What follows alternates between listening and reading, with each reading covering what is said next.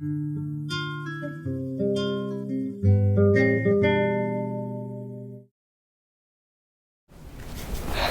and welcome to the sofa.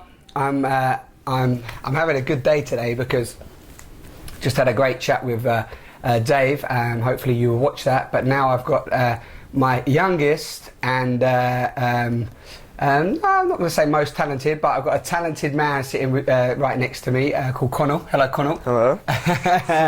He's just been showing me some music of his. He's producing, created his own label. Yeah, what's the label called? Yeah, the New God Music. New God Music, and he's, how old are you, Connor? 14. 14, okay. So this guy's inspiring me already this morning, and I listened to a couple of his tracks last week when I first ever found out about this guy even existed. So he's he kindly said that he'd talk with me on the sofa, and yeah, hope you enjoy the talk. So thanks again for talking. No problem. Yeah. Like I said to you on the description of what we're up to, just talking about self-awareness and so on. So one of the things I'd like to talk to you about is just how you're, because I'm 33 years old, yeah. Mm-hmm. So a lot of things I'm aware of, a lot of things going on at the moment in the world and so on, and it'd be great to get a perspective from a 14-year-old guy in relation to just listening to your song called Truth. It's all about certain things that you've seen and woken up to, in America as well, and now. So share something, your perspective at the moment. Mine is, I had a quote from David Icke. I saw David Icke a few weeks ago at the O2. And a quote that sticks with me even now is, do what you want as long as you're not imposing on anyone else. Okay, beautiful. I think that meant a lot to me because it's as if I have my own responsibility. I'm responsible for myself. Yeah. And not for other people. Yeah. And taking responsibility is one of the most important things for you to do, because just to dump yourself on someone else isn't fair. Yeah, of course. And same goes for other people. They can't tell you what to do because you have your own sight on everything else. Yeah. Like, I do okay at school, but I'm definitely more interested in music than I am writing essays and things like that. But I do my best. It's when people try and tell me that I have to focus on something, when I have to focus on something other than something else, not mix the two together, try and have a balance. Yeah, it must be this way. Yeah. That I can't handle. I can't handle people trying to tell me exactly what to do, have like an absolute. Yeah. Is that you mean? Are you referring to school or just in general? In general, I use school as an example. Yeah. But in general, to have someone to tell me what absolute right is and what absolute wrong is not how I like to live. I don't. It's not. I say not right, but you know what I mean. It's not. It's a lie, right? Mm-hmm. Yeah, exactly. Yeah. It's betraying who you are to not do what you need to do as a person. Yeah. I have plenty. Before I discovered music, I used to play my Xbox. I was an addict to my Xbox, 24/7, and that was just last year. Okay, so it's only 1 year. It's only been a year. Yeah, 1 year you've been doing it. I started in November. Yes. You started in November. Yes. Okay. And you've now got, sorry, just before you tell us about the Xbox. So you've got a whole album. Yes. 13 tracks. Yes. And other instrumentals and stuff like that. And you just told me you're also doing stuff with some other artists. Yes. Yeah. So you've done some little collaborations with them. Yes. And you've now got how many people on your record label? I have four signed and then 3 waiting right now because I can't take them on at the moment. I have quite a few. Yeah, 4 on. Okay, sorry. So since November? Since November, yes. Congratulations. Thank you. So you feel you found that nice, that right path at the moment? Yes, yeah. I think I'm going the right direction right now. Because it's something I enjoy. Yeah. But yeah, as I said, when I had my Xbox, it took all my time. Everything I did was on the Xbox. Yeah. When I wasn't playing the Xbox, I was thinking about playing the Xbox. Yeah. And then one day, it broke. I couldn't fix it. I couldn't send it in because I tampered with it. I didn't know what to do with myself. I was lost. Yeah, exactly. I was totally lost.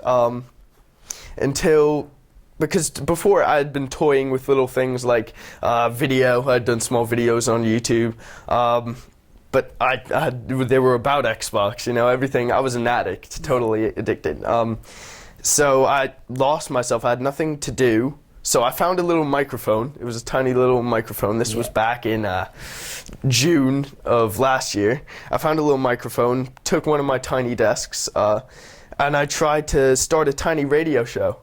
Cool. Using You Broadcast, this thing where you use an internet radio. I tried it. It was fun. I just talked about anything I wanted to. Yeah. Any specific times, or just whatever you wanted, whenever you wanted? Anything I wanted, whenever I wanted, because I just trying to recover from the loss of my Xbox, and just talking about anything. Then I flew over here 10 days later.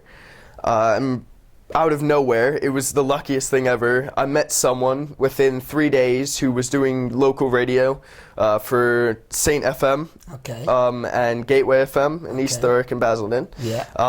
And so I tried that out. I went with him. We went to the studios and everything. And Where did you meet them? Just I met them. I was walking. We were in shops, and I just met them. I just talked to them. That's crazy. I don't know how. It's just energy. Yeah, exactly. It just brought us together. It must have done. Yeah. And I came to the studios, and there was something about the studios that really I liked. I liked how the microphones hanging off like the stands and the computers, and how you had to go live then in this, and I just loved the whole atmosphere.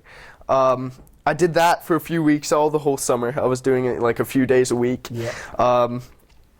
And then in September, I kind of went off the idea, but I still wanted that studio feel. I liked everything about sound and how you could play songs. Yeah.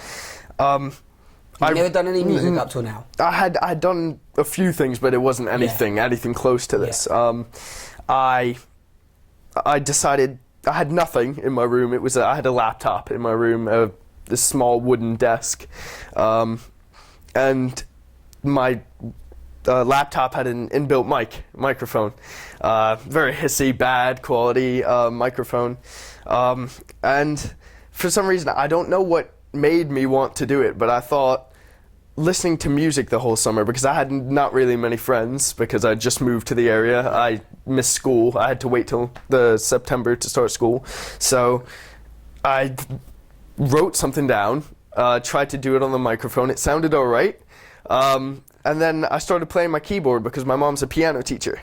And so I always knew how to play the piano. And so I put something together, and I thought, wow, this sounds pretty good. Yeah.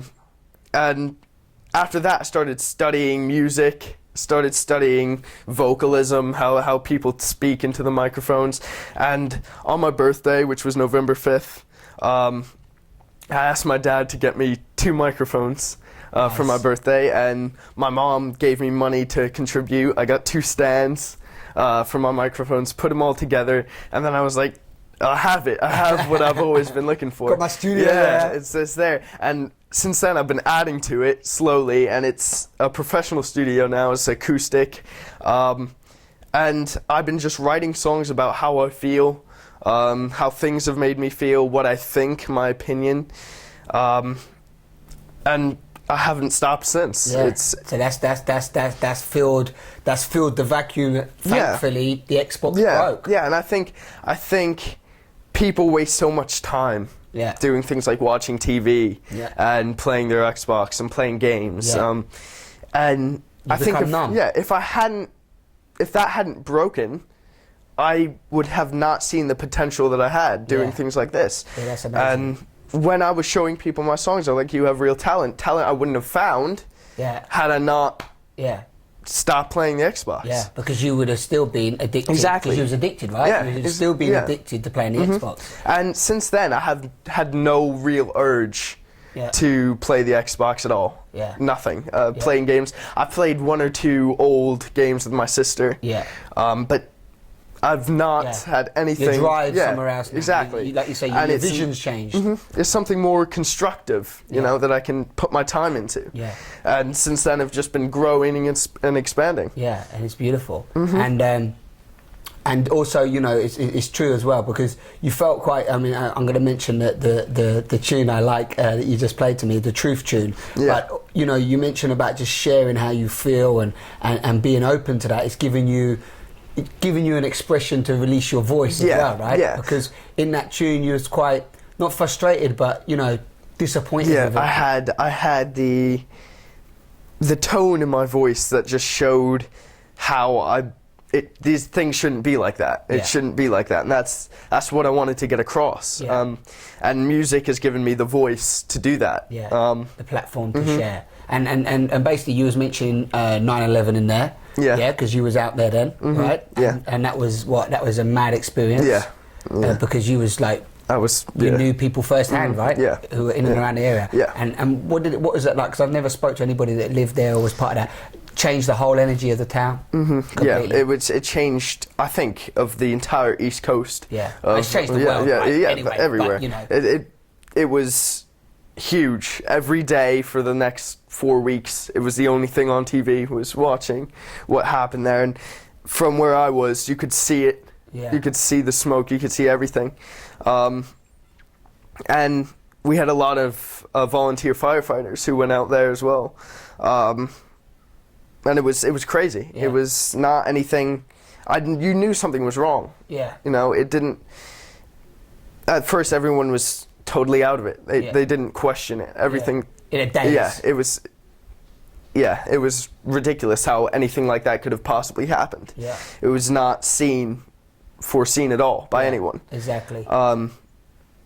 But since then, you know, I've been looking at it. You know, everyone's been looking at it. It doesn't look right. Yeah. And it didn't happen the way it was shown to happen. Yeah. And people in America all over are starting to question that now. People here, people all over the world are questioning how did that happen? Yeah. And that's not how it happened. It couldn't have. Yeah. There's so many facts. So big, so vast. It's almost like it was so vast for people not to scrutinize it and go into it and really find out the truth would be wrong anyway. Yeah, exactly. For the sheer fact that you can do something that vast. Huge. Yeah, exactly. Something that massive and get away with it, you know. Totally. And then, so do you feel that because that happened, how long did that happen before your music? I was 6. So you were 6? Yeah, I was 6. So okay, so 6, so what we're talking? 8 years. 8 years. Yeah. So that's interesting, isn't it? That, you know, 8 years down the line, and not only was you sort of almost conditioned and trapped by the addiction of your Xbox, but that's broken. And then I'm not saying your whole quest is about 9/11 now, but you're coming from a platform of just wanting to express yourself truthfully in relation to what's going on around you. Yeah. Do you know what I mean? Yeah, exactly. And it, you know, and I do feel. Tell me if I'm wrong, but that experience is fueled that. Yeah, it was in there. Yeah, it was always in there. Exactly. Yeah. You know, maybe you didn't know how to express it. Maybe the Xbox was a form of channeling that energy into something. Do you know what I mean? Because you didn't know how to express it. Yeah. What would you think about that? There's many experiences like that I've had that sometimes I get angry over, and things like that I've kept here. You know, I've kept them somewhere. Yeah. And channeling what I think and my emotion into something like Xbox or anything gives me an addictive personality straight away, because I have something that I need to get out. Release. Exactly. Yeah, exactly. And when I channel that into anger, it becomes destructive. Of course. And if I channel it into anything else, things go wrong. Yeah. So I needed to find something that would not only not be destructive, but be helpful and beautiful. Let people listen and hear what I have to say. Yeah. And since then, I've been fine. You know, I said what I needed to say. Yeah. And you're continuing to I'm now continuing express to yourself. say. Yeah. So you're not letting things bottle up. It's been easier. So and then hopefully, if there is anything in there bottling out, you know that, well, okay, what's that churning around inside me? How can I share that and share it without fear, right? At first, I was like, should I do this? Because the people are gonna question me, and then I thought, it's me. They can question me if they want to, because it's just me. It's how I feel. It's what I want to say. And if people want to doubt that, if people want to, hate on what I'm trying to say, then so be it. And that's going to happen regardless. Of course. No matter, anything that we're doing, even what I'm doing, I'm trying to do a thing where, you can create a nice, loving communication, for example, and, people are going to rubbish that. It's like, because no matter what you do, you're always going to get, unfortunately, and maybe that will change one time, you're always going to get the opposite polarity. Sometimes as well, when you start to do really good stuff and you start to do more good stuff, you almost get a stronger pull. There's people, the more good you do, sometimes the more good you do, the more the people who hated you to start with hate you. It's like a stronger energy trying to pull you, or the self-doubt gets stronger, or, you know what I mean, you start, and you just got to rise above that every time. You just think, no, this feels, if it feels good, I'm doing heart, right. And you say you are feeling feeling right at the moment. And you've really as well mentioned what you said to me as well, which is you really helped tell me that lovely story with the guy that you've now signed, who come into the studio and so on. There was a kid who went to my school, who I met, and we weren't really friends to begin with, and then I was talking to friends about how I'm setting up a studio, and he overheard, and he's like, I've heard of studios, can I see it? And I said, oh yeah, sure, come down Saturday.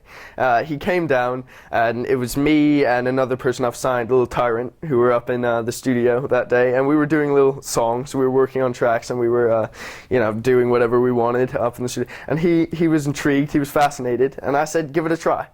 Try it. And he's like, oh, I don't think I can. Just try it. I wanted to see if he could do anything.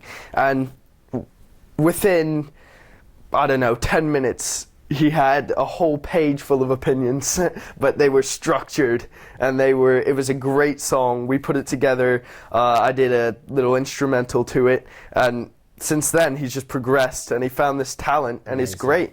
Perfect. Yeah. See, so already from that good energy, naturally good energy's coming, because and how old was this guy?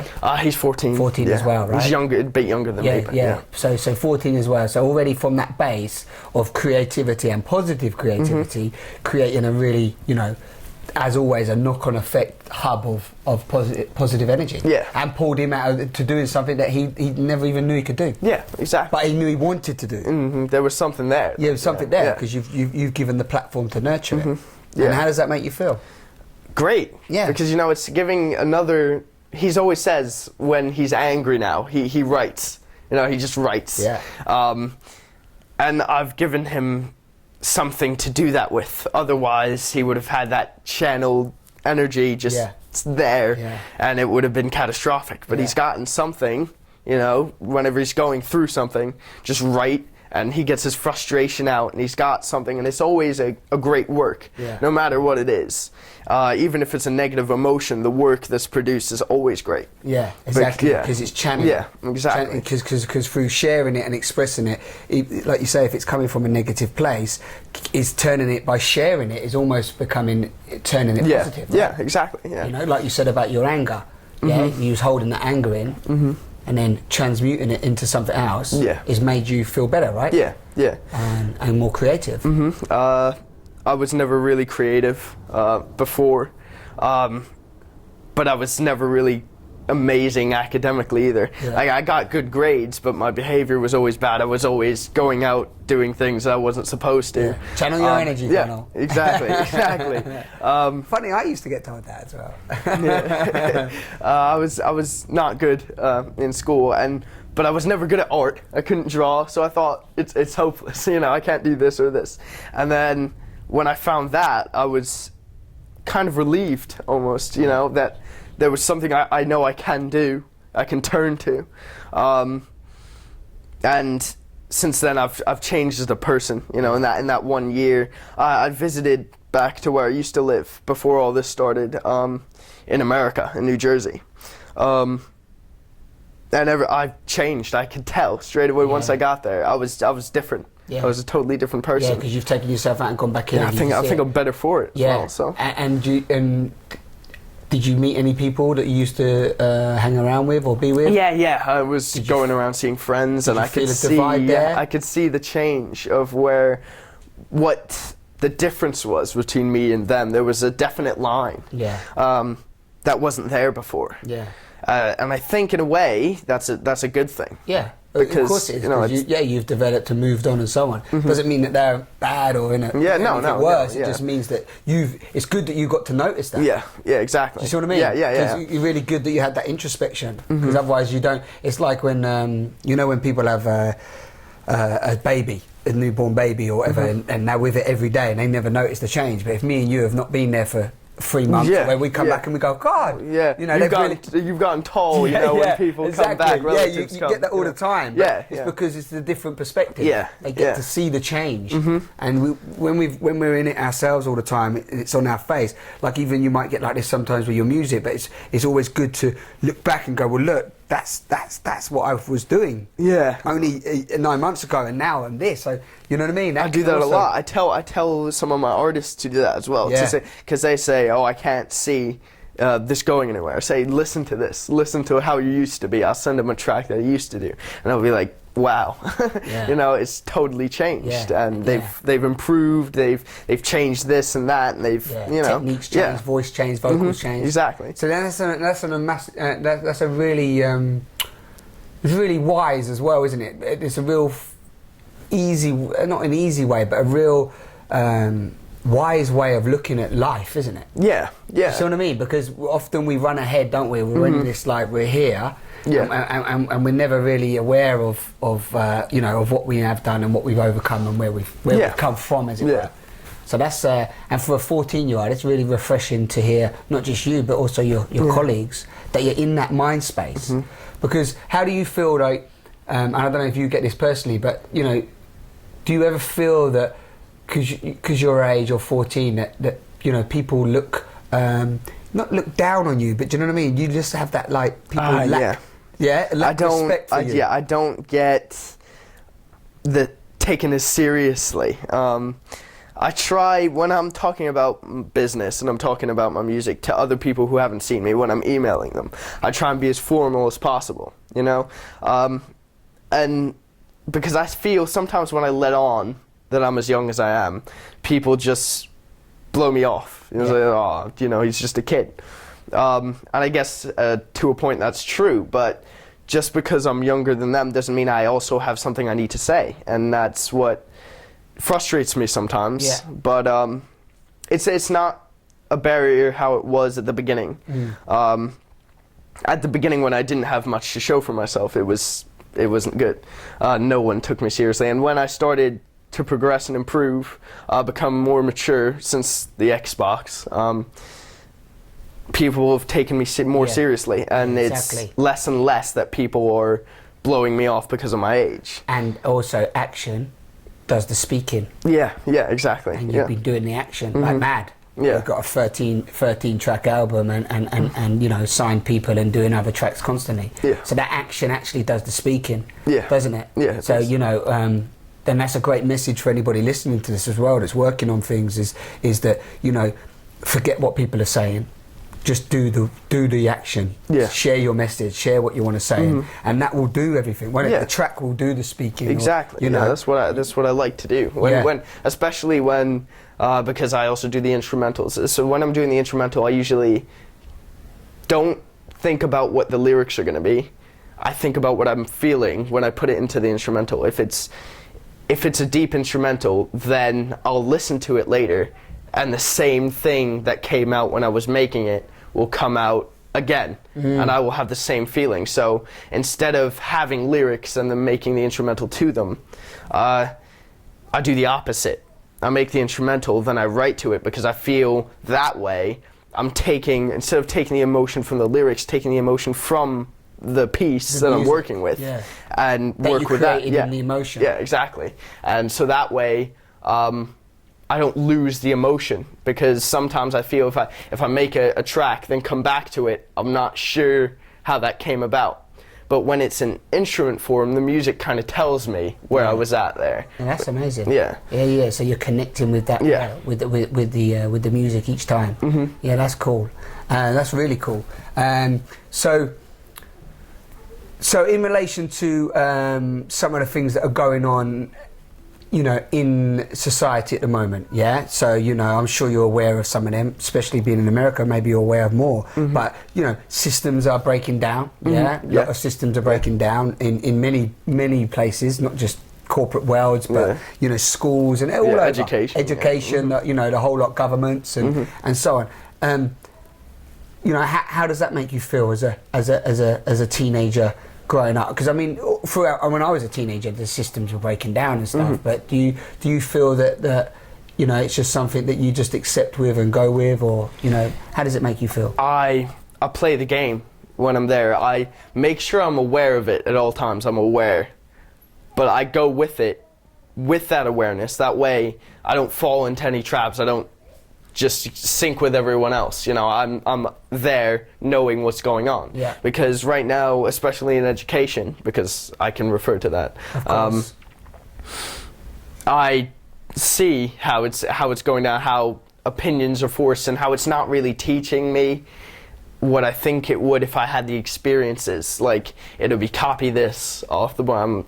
Don't know what that's helping me. And usually their explanation for why I'm doing it is because there's a test on it. Yeah. You know, and I don't think it should be bound to because there's a test on it. It should be because you need to know it. Yeah. Because it'll help you do this. It'll help you do this. But that's not how it is anymore. Yeah. And so I go with it, knowing that. Yeah. That way I don't sink into it and just think, oh, I need to pass this test. Oh, I need to pass this test. I need to know. Yeah. Yeah. And is that because of certain information that you've come across yourself, being like online and being on the internet? And I mean, I'm sure you'll agree. I'm sure I see you typing earlier. You're probably 10 times a one-fingered man typer. You know? I already know that most teenagers are just like, you know everything. I mean, I'm still asking my brother for help and advice. So, you know, the internet's taught everybody so much, and you've got so much information at such a short time. So you know, what sort of information have you been coming across that sort of changed your look on life and education and so on? Well, a lot of things my dad has brought attention to, and then I've branched off from there. There's been things like I've seen videos, I've seen articles. I once had a blog once about all these things, posting articles, and what happened? That just stopped? Yeah, I stopped doing that after I did my music thing, because I thought, you know, turn the writing into the music. And I came across things that I know probably 99.9% of the people in my school would not, you know, even think of. Yeah. Like, most of it is after reading a certain article, I'll go to school the next day and I'll see everything. Before, I had no clue. Yeah. And then I'll see what it is. Like, for example, I read an article about how forcing opinions in school and on tests and things like that, and I didn't recall any of that. I go to school and I took a test in my religion education class, and it would have questions like explain why, and then have an opinion. Like, explain why voting is important, instead of do you think voting is important? It'll explain it. And so it's already programming you to know that it's important. Yeah, and you must know that. Yeah, exactly. And I usually fail those tests. I usually say it's not, or things like that. Yeah. I explain my reasons. But there's been a lot of things that I've noticed since I've read articles. Like, there was a new system I knew before it came.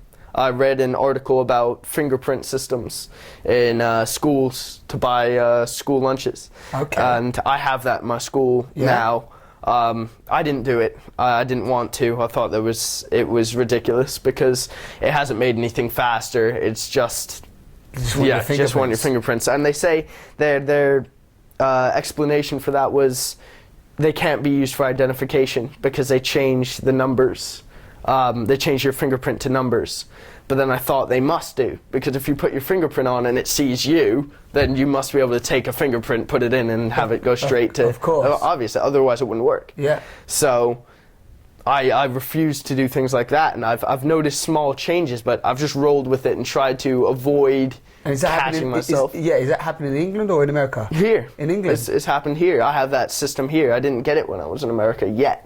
Although I think they have it now. Yeah. And why are they bringing that in? To prevent what? For speed or to prevent They what? said it was for speed. Speed in the canteen of serving food? Yeah, but I found it's much longer a process, because you have to first go to the machine, put money in, then go to where you need to go, and then use your fingerprint. They find you in a database of people, and then bring you up, and it's almost like it's all just computerized, and it's also, every time I hear systems like this, there's also, I always feel there's an ulterior motive. Yeah, you know? exactly. And even if it's just a stepping stone to how they would like it, I mean, predominantly they probably just eventually just don't want anybody working behind there. Yeah. Yeah, no human whatsoever. Yeah, exactly. And you just walk in, your food's probably just come firing out in a plastic bag, and you do your thing, they take your food, just turning us into robots. Yeah, that's what I always think when I'm in Asda. When you know the self check-in, when you just keep hearing the voices, it's that same woman voice all the time coming at you, and I never use that. Yeah. But you know what? When I'm out now as well, I hear that a lot. Just even in doorways and lifts, and you just hear this voice, don't you? Yeah. The lift is turning, closing door. It's the same. It's just like this computerized voice. Yeah. Like you say, they're all similar and different. Sometimes a man, woman, but you know what I mean. It's just I hear it, and you're very true. In supermarkets, it's massive now. Beep beep. It's just talk. Yeah. So okay, that's interesting. That's really interesting. And would you agree that the internet, obviously, and I know there's a lot of rubbish on there that can really take people another way, but it's an amazing platform, isn't it? Yeah. For so much now, information-wise, Yeah. And I know that I know you mentioned David Icke and you went to his thing, so obviously, I feel that people like yourself and just teenagers of today and then younger, no matter what, is the future. Yeah. Exactly. End of. It doesn't matter. You're going to be here longer than me. Let's hope so. And the point is that I feel that people like yourself, and through your music and so on, what's your message? Is it a message of love? Is it a message of unity, support? What do you feel your at the moment your message is? It's almost a mix, because I find it difficult to tame myself to one subject. Totally. I try and have a few songs where I state simply my opinion. Some of my songs, or most of my songs, are about trying to work together, because that's what I do in my record label, is what I've been doing. I've been working with all these different artists, working with different people, and the work that's come from that has been great. It's been phenomenal. Sharing. Being able to talk with other people and create something together that you wouldn't have been able to do by yourself. Yeah, exactly. And mixing two talents and two unit of skills together to create something is great. Because not everyone can do everything. Exactly. And working together and sharing ideas is the only way things like that can be done, and I think it's great. Yeah, it's amazing, really amazing. And Christian, do you also think that, like, I say teenagers just to use it, because again, in the media, teenagers are, I don't watch so much news and that, but I know even from when I was younger, but it's like, adolescents, criminals, good for nothing, rude to people, you know what I mean? No knowledge, no wisdom, and so on, Do you feel that? Do you feel that is still there? Yeah. I know it was when I was younger. It's definitely, it's definitely there. The only times I've ever seen teenagers, especially male teenagers, used in the news in a positive manner is if they've died. It's the only time. Any other time is because they've done something wrong, or it's because they are wrong. And it's kind of just to instill, it's to instill fear of our entire group as an age. And to not take anyone seriously, and to just think they they're nothing, you know. There's just one label, one label, one block, one label. And you're a teenager. You're going through this process. You don't know what you're doing. That kind of is one of the messages in some of my songs, because I feel, you know, I want people to know it's not like that at all. You know, there's so many good people that are my age, so many smart people. Yeah, totally. You know, that are of my age. Yeah, exactly. 90%. Yeah. You know, it's always, I always say, it's the small minority that taint anything. Yeah. But what happens is the media latch onto that. Exactly. So with that in mind, do you read newspapers? I don't. No. What about watch news or television much? I used to. I don't anymore. I watch movies. Yeah. That's it. Yeah. Likewise. Yeah, I like a good movie. You know, like, for example, do you have, or have you come across any teenagers that are depressed?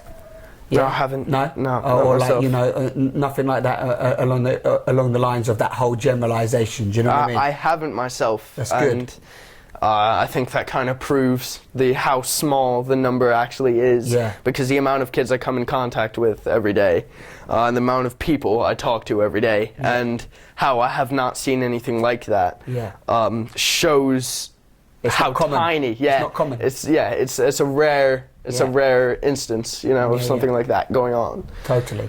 One of the things on the sofa, as I said to you, about self-awareness and you know, my experience was that I told you that when I was 16 I was a criminal, and I used to you know, smoke marijuana, and I mean, I finished my school and stuff like that, you know, GCSEs, I finished my school, but you know, pretty much got into drugs at a young age, and then, you know, crime, and ended up in jail for a short time as well.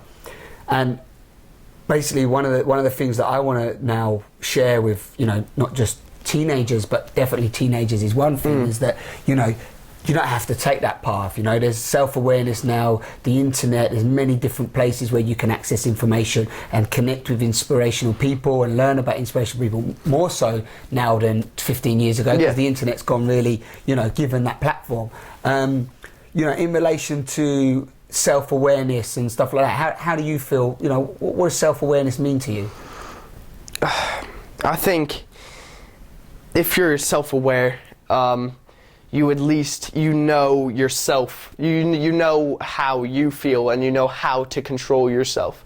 Like, if you're not self-aware, you can go in any which direction. You can follow groups of people that you wouldn't. Like, being self-aware is being a leader, because if you're self-aware, you're not just going to follow someone who's doing something you know to be wrong. Yeah. Self-confidence plays a part in that as well. Totally. Because if you're not confident, you're just gonna go anywhere, you know, just to impress someone, or just to be with someone. Yeah, for image. Yeah, exactly. Yeah. Or media, or whatever it might be. Yeah, and I think I'm self-aware. I think I know what I would do, what things that I do to prevent things like that going on. Like, I would not follow someone just because I think, you know, oh, this will get me friends, this will make me more popular. Yeah. I do things because I think they're right, or I think I should. Yeah. Your own exploration. Yeah. And you know in yourself what's, I use the word good or bad just for words, but you know what I mean, moral or immoral, as it were. You know, because I didn't have that when I was younger. It was very much like, I knew I was doing crime, I knew I was doing drugs, I knew drugs were poisoning my body, but that was what I wanted to do. You know, maybe I don't think I was self-aware. No, I don't think I had self-awareness. So that's a really good, you know, you should be proud of that. You know, you should be proud that you've got that at a young age, and you know, and take that into, you know, your life and into your music and so on, because it's a really good a good quality to possess. You mentioned something earlier, which I think I'm sure you'll agree. Self-awareness is about responsibility as well. You said earlier about just taking that responsibility of who you are and where you're at, you know, and don't rely on your mum and dad or your sister or anybody else to, you know, to give you what you need to give yourself. Yeah. You know, that's the key thing with self-awareness, you know, and really observing the way you speak, you know, and the way you talk, and how powerful your words and speak are, because look what you've done for a couple of people so far. Yeah. So that means that your words, your intention, your presence has been that powerful. Well, it can be that damaging as well. Yeah. Yeah. Do you see what I mean? Yeah. And that's I don't know if you ever get taught like you know. Have you ever spoke about self-awareness in school? No, you don't talk about things right? Like that. You talk about math. You talk about numbers. Exactly. You know? So imagine if you could get to talk to people in school about self-awareness, about how you feel, about vulnerabilities, about anger, you know, about crime, about drugs, about image, about the money. You know what I mean? Do you see what I mean? Yeah. What do you think? That would change everything, wouldn't it? It would. It would make everyone more confident, and it would make everyone think, I don't have to do this. I can talk to someone, because now, of course, they try and make it so everyone has someone to talk to, but you never really do. Yeah. And if that was introduced in school where people could actually socialize properly, that would properly. It would change everything. Because right now, the only way you communicate is if you're need to help on your math homework. Yeah, totally. Yeah, that's a beautiful thing you brought up there, because again, that communication, and you can tell me firsthand, if you can communicate openly, don't you? Yeah. And I mean, I know this from my past anyway, but please do share what you think about this. Is that kids don't share how they really feel, do they? I don't. I'm not trying to say that I bottle things and I want to keep them to my. It's just I don't feel comfortable just talking to anyone. Where do you reckon that? Why? Where does that come from? I don't. Is that individual? Is that because of?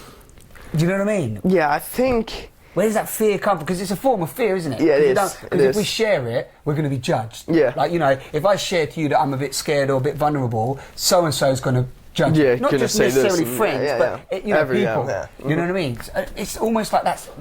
Where's that put? Is that put into us by family? Is that school? I think it might be just that we feel if we're the only ones, we feel so unique to the point where there's no way anyone could understand. There's no way anyone's going through what I am. Yeah. Although in most cases everyone they are. Is. Yeah, everyone is. Yeah. Isn't it true? It is. I feel really vulnerable. The minute you tell somebody that I feel vulnerable, everyone's like, me too. Yeah. Yeah, it's true. So okay, that's a really interesting point.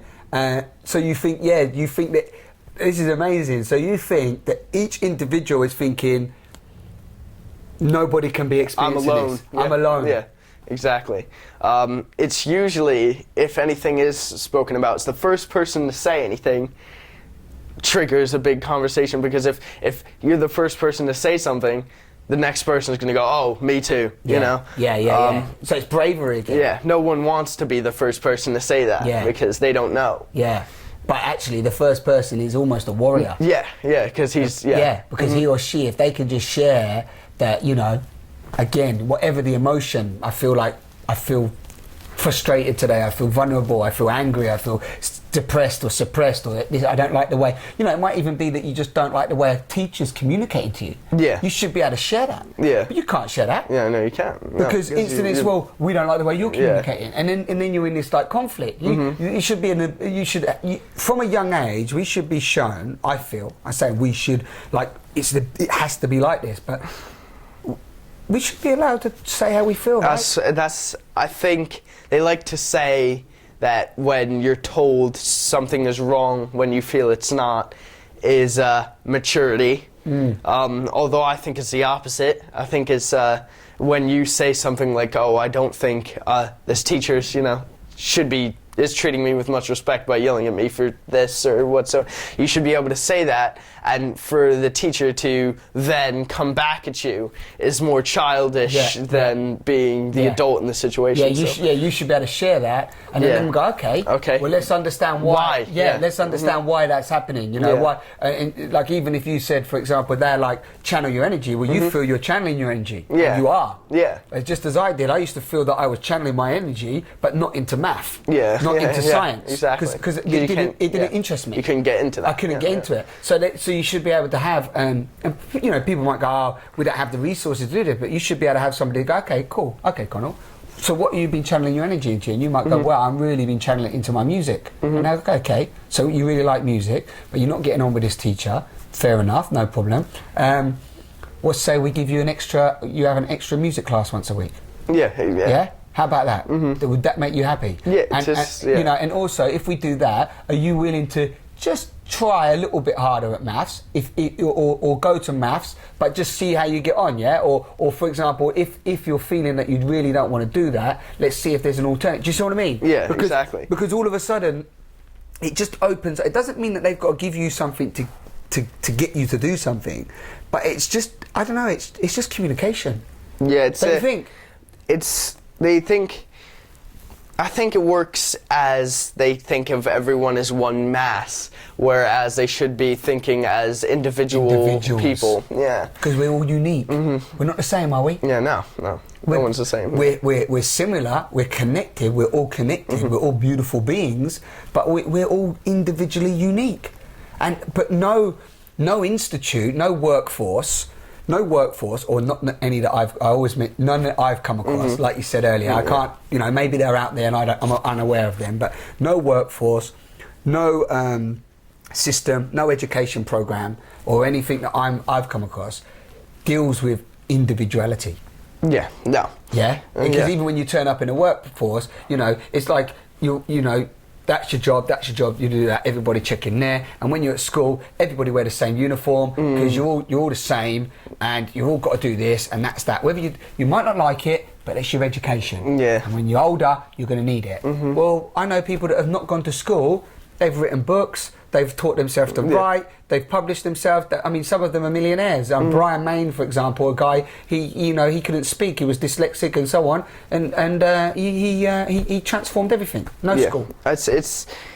School is just to give you a bit of paper that says you've done something. Yeah. Yeah, because you're not really learning what you need to know, because you're not learning how you should live your life, because by putting you in school, right, and giving you options, right, just other classes and subjects, it's not very broad. It's not saying, it's not letting you find out what you're good at. Yeah. You're not going to find out what you can do. Yeah.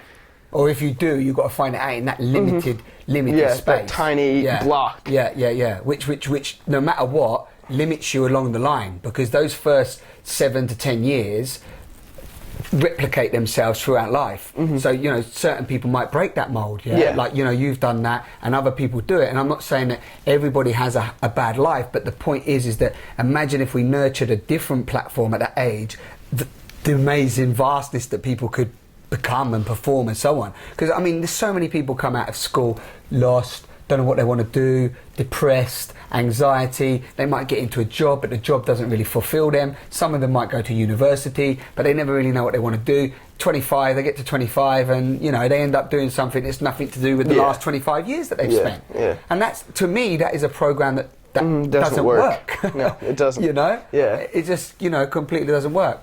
Well, that's amazing. We agree. We see eye to eye on that, don't we? Yeah. So okay, and also just to throw at you as well. What as a 14-year-old, what's your interpretation of unconditional love? And if not unconditional love, just love as your experience it, or your vision of love now. And I know you love your music. I can feel that from the music. I think that comes about after a while. You don't have it straight away. It's built, but after it has been built, it can't be torn down by anything. Like someone couldn't come to me today and say, "Oh, you can't do music anymore." Go home, do something else. That wouldn't work for me now. But before, maybe last year, "Oh, you can't do music anymore," I'd be like, "Oh, shame." Yeah.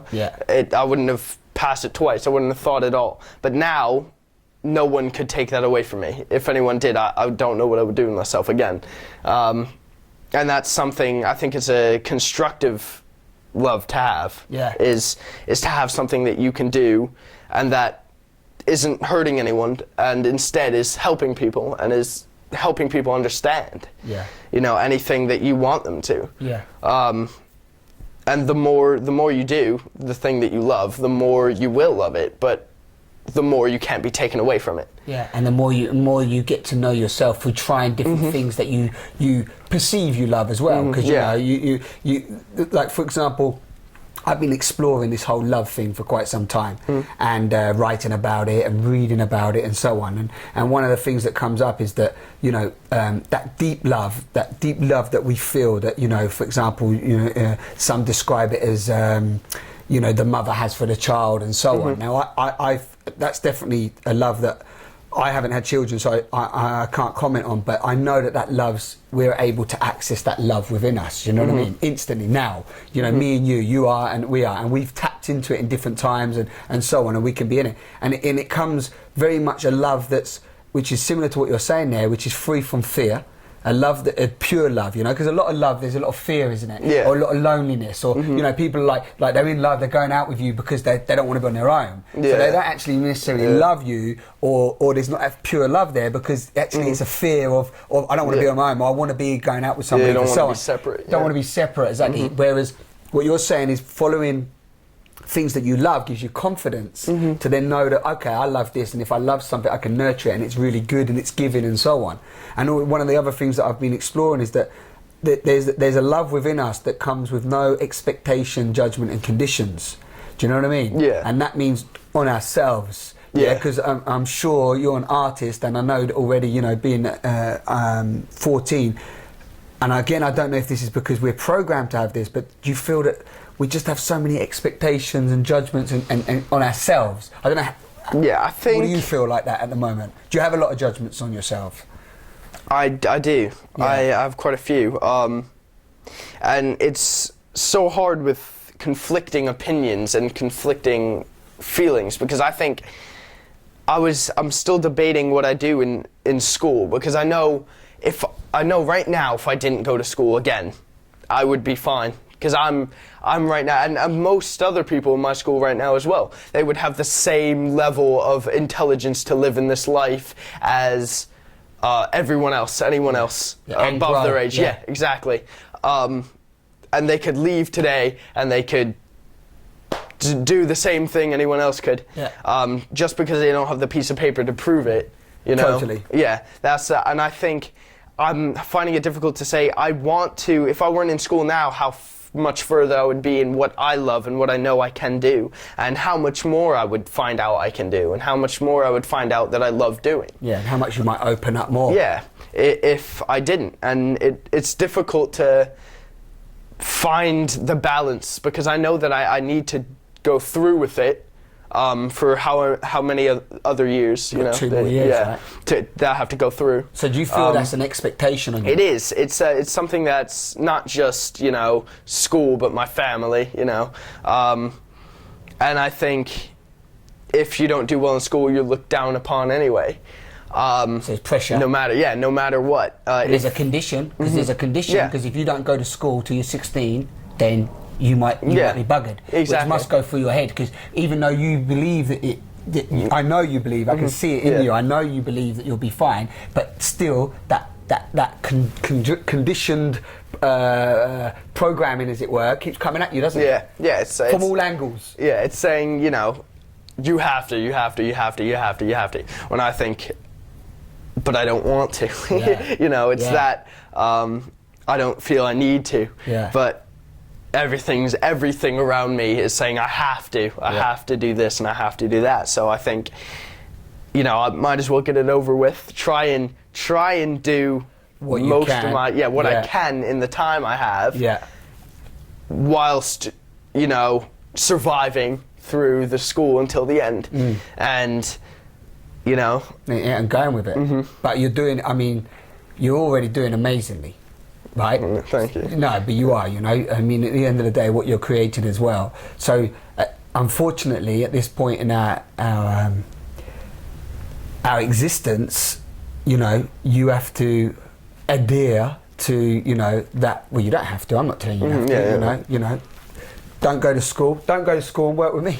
They go, oh, you're promoting bad stuff on your website, you know, telling 14-year-olds not to go to school, you know. I'll be getting a disclaimer against me. But you know, I suppose it is about just making sure that you have that creative outlet, which is true to you, you know, and don't let that diminish, you know. And if I can share anything with you, it would be that just trusting your feelings, trusting your, you know, which you have been doing, you know, but just trusting that. And I'll be honest with you now, I know people that have dropped out of school from many younger ages than me and you. I mean, I went to school till I was 16, but you know, you're much younger, and they've done okay. So you do know that you'll be okay, because you will be okay. Now, you know, that doesn't mean I'm telling you to don't go next week, but just, you know, just don't. I said this to my nephew. He's 16. He's just left school.